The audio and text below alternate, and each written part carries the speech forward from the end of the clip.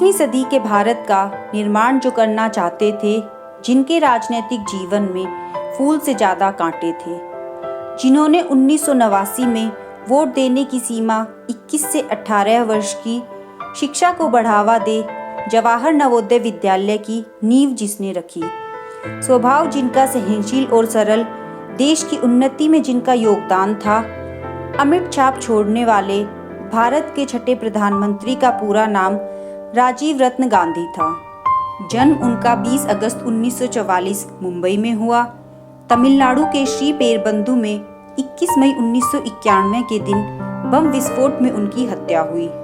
इंदिरा गांधी और फिरोज गांधी के वो पुत्र और जवाहरलाल नेहरू के वो नाती थे। फोटोग्राफी और रेडियो सुनना उनका शौक और संगीत में वो काफ़ी रुचि रखते थे। ट्राइनाइट कॉलेज कैम्ब्रिज से इंपीरियल कॉलेज लंदन में मैकेनिकल इंजीनियरिंग की पढ़ाई करने गए। कैम्ब्रिज में उनकी मुलाकात एडवाइज एंटोनिया एल्बिना मैनो से एक रेस्टोरेंट में हुई और 1966 में इंजीनियरिंग अधूरी छोड़ भारत में उनका आगमन हुआ।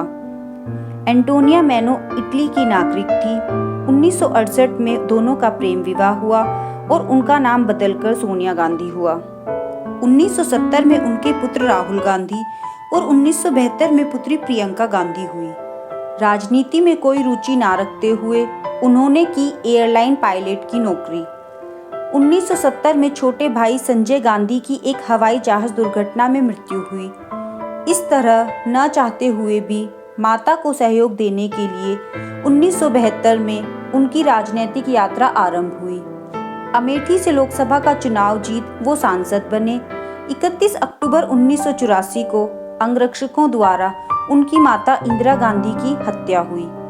फिर भारत के वो प्रधानमंत्री बने और अगले चुनाव में कांग्रेस 500 में से 401 सीटों की भारी बहुमत पा विजयी हुई। कई देशों की यात्रा कर उन्होंने भारत के राजनीतिक, आर्थिक और सांस्कृतिक संबंध बढ़ाए। भारत में सूचना क्रांति के जनक माने जाने वाले नेता ने श्रीलंका में शांति सेना भेजी, असम, मिजोरम और पंजाब में समझौते करवाए। कश्मीर और पंजाब की आंतरिक लड़ाई को काबू में करने की कोशिश कर जवाहर रोजगार योजना शुरू कर युवाओं के रोजगार के अवसर बढ़ाए। 6ठी से 12वीं कक्षा तक शिक्षा और हॉस्टल जवाहर नवोदय विद्यालय में मुफ्त करवाए। कंप्यूटर को आम जनता तक पहुंचाया। साइंस और टेक्नोलॉजी को बढ़ावा देने के लिए सरकारी बजट बढ़ाए। उनकी पहल से 1986 में MTNL का गठन हुआ और देश में कंप्यूटराइजेशन और टेलीकम्युनिकेशन का आगमन हुआ। स्थानीय स्वराज संस्थाओं में महिलाओं को 33% रिजर्वेशन दिलवा 1984 से 1991 के बीच वो देश के सबसे युवा प्रधानमंत्री रहे। पर राजनीतिक जीवन उनका इतना आसान न रहा। लोगों के आरोप और आलोचनाओं के वो शिकार बने। बोफोर्स तोपों की खरीदारी में घूस लेने का उन पर आरोप लगा।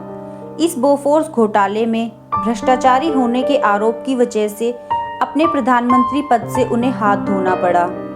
शाहबानो प्रकरण में कांग्रेस के प्रचंड बहुमत का दुरुपयोग कर सर्वोच्च न्यायालय के आदेश का उल्टा विधेयक पारित करने का भी उन पर आरोप लगा। 1991 में स्विस बैंक में 2.5 बिलियन स्विस फ्रैंक काले धन रखने का भी उन पर आरोप लगा, जो कभी सत्य साबित नहीं हुआ। 1992 में सोवियत संघ की गुप्तचर संस्था KGB द्वारा राजीव को धन मुहैया कराने का भी उन पर इल्जाम है। भोपाल गैस कांड के आरोपी वारेन एंडरसन को रिश्वत लेकर देश से भगाने की साजिश में भी उनका नाम है। 1984 में हुए सिख विरोधी दंगों के संदर्भ में उनके द्वारा वक्तव्य की भी उनकी बड़ी आलोचना हुई और चुनाव का प्रचार करते हुए 21 मई 1991 को liberation tigers of Tamil Eelam नामक आतंकवादी संगठन द्वारा उनकी एक बम विस्फोट में हत्या हुई। उनके मरणोपरांत 1991 में भारत सरकार ने भारत रत्न पुरस्कार से उन्हें सम्मानित किया और राजीव गांधी खेल रत्न भारत का सबसे बड़ा खेल पुरस्कार प्रदान किया।